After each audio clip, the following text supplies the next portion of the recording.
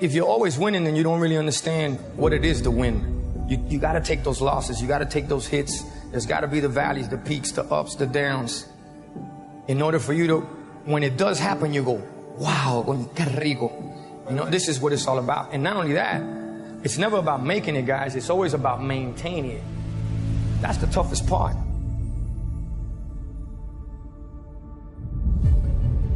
You must have faith. You've got to believe in yourself. You've got to believe in your abilities. Successful people don't make the right decisions. They make all kinds of bad decisions because successful people have shadows too.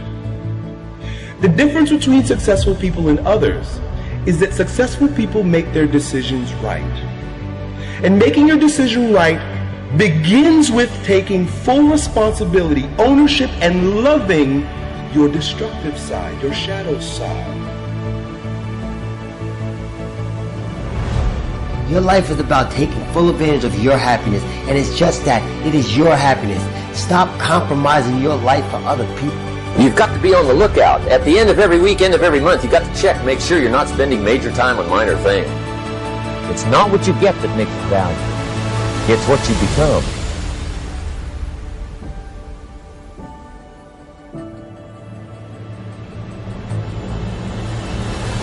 Work harder on yourself than you do on yourself. Develop the skills, learn the lessons, take the classes, absorb all that is being taught to you these days. And then later on, of course, you can sort it out, what's valuable to you and how to refine it for your business and for your life and for your future.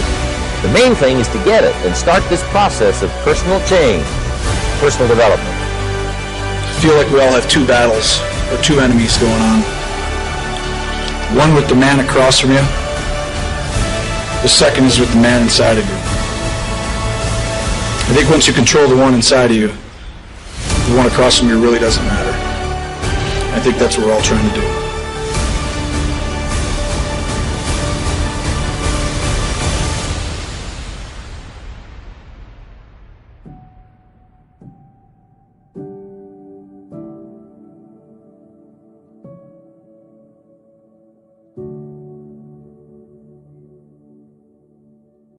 As Thomas Edison said, relentlessness and discontent are the first necessities of progress. You have nothing worthwhile in your life that you did not have to climb to get it. If you have that desire, if you cultivate that desire to learn, if you accept that you're in this big world that is far too big for you to understand every piece of it, but rather stay fresh, stay naive, stay hungry and foolish to really learn and grow. Look at you. You have to learn something new, something that you love, and something that you can get training and coaching on from someone who's experienced and trained in that area to accelerate your growth and credibility and development. It says that if you wake up and you're a gazelle, you realize if you're going to survive as a gazelle, if you're going to survive, you must outrun the slowest gazelle. In your mind, you're thinking you got to outrun the fastest lion. That's not the truth. You just got to stay ahead of the slow gazelle. That's it. I want everybody out there to understand that the goal is not to feel okay, but in recognizing that you don't understand it all and putting yourself on this quest to learn obsessively, to get better, to fall in love with the actual process of gaining knowledge. If you stay hungry for that at all times and you don't calcify your every single day when you wake up, whatever it is that you do professionally, you better make sure you're not in the back of the pack. You've got to ask yourself, what's your why? What motivates you? What pushes you? What drives you? It doesn't matter that you fell. It doesn't matter that you embarrassed yourself. It doesn't matter that you made a mistake or that you look stupid. None of that matters. The only thing that matters is how do you think about it? At the moment that you focus in on what you want to do, that's when you begin to have energy to do it. And as David Livingstone said, I'll go anywhere, provided it be forward.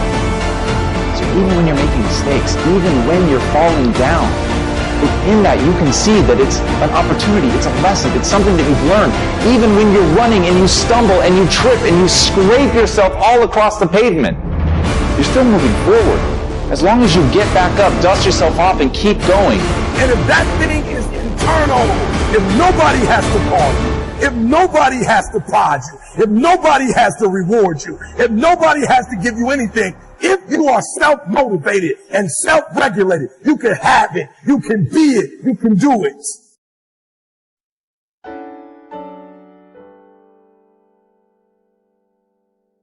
Ladies and gentlemen, boys and girls, what if you could accomplish in the world today if you weren't afraid? If you weren't afraid of what people thought of you, said about you, whispered about you, what could you accomplish? A lot more than you've accomplished today. A lot more. Why do we care what people think? Why do we care what people say? And more importantly, why do we care what people whisper? Because we have no self-worth. We have next to little self-esteem. And we have no self-confidence. And how do we get that way? Yes, mommy and daddy. Life expands and contracts with courage. When was the last courage type thing that you did in your lifetime?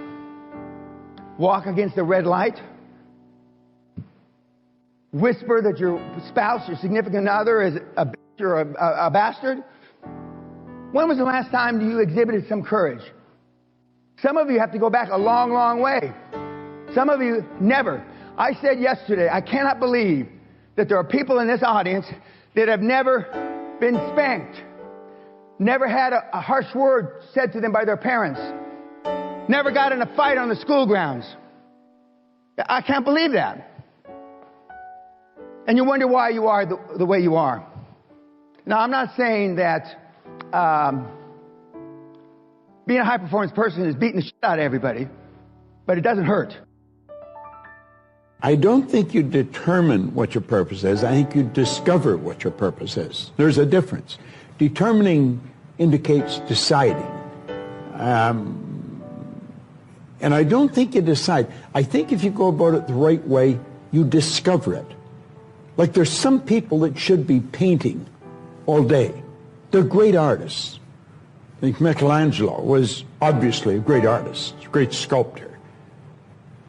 I mean, that was his purpose in his life. Well, I believe my purpose is doing what I'm doing. Your purpose is why you get out of bed in the morning. Do you know why you get up? Your purpose is your reason for living. What you want to do is sit down and maybe take a pen and a pad and then ask yourself, what do I really love doing? We are surrounded by opportunity. There, everywhere you go, there is an abundance. There's no shortage of opportunity. We can win, and we can win in a big way. Now, when we lack awareness, we miss the opportunity. I used to always say that, you know, the trick is to be in the right place at the right time. I've been in the right place at the right time many times in my life, but I blew it. You know why? Wasn't aware that I was in the right place at the right. I had to look back at it. Think of it. There's something else. It's being aware that you're in the right place at the right time is not good enough. You've got to be aware that you're in the right place at the right time. So in that moment, the mind directs us. It's a protective mechanism. It saves us from doing bodily harm, or it really saves us from discovering that the mind's like, I want to be in charge of you.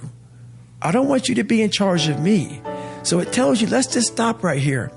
But once you start breaking through that barrier and start breaking down that governor that you've put in your mind, because we forget we are in control of our mind. We believe it's the other way around. No, we put in our minds what we should do, but we believe our mind is telling us, it's giving us all this feedback. We have to reprogram it and tell us, no, we're good. We're good. This sucks, but it's okay.